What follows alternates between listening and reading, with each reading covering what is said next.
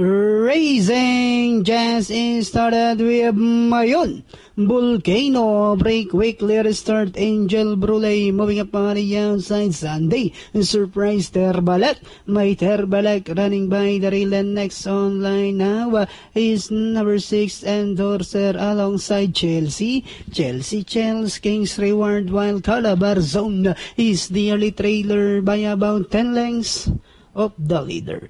Half-mile distance they traveled. We have Mayon Volcano. Angel Brule is running by the rail. Terbalak, My Terbalak, Sunday Surprise, Endorser, Chelsea, Calabar Zone now second last, while King's Reward now racing in less. And Diana entering the home stretch. We have 3 runners. Paddy Road for the lead. Mayon Volcano. Terbalak, My Terbalak is down on the inside. Angel Brule in between horses as they swing for home. Angel Brule. Terbalak, My Terbalak is running by the rail with about 150 meters more to run. We have Angel Brule by Orling Kenny Hapa. Terbalak, My Terbalak in second. Entering the finish line, it's going to be Angel Brule. Second, Chelsea, Terbalak, My Terbalak, King's Reward, Mayon Volcano.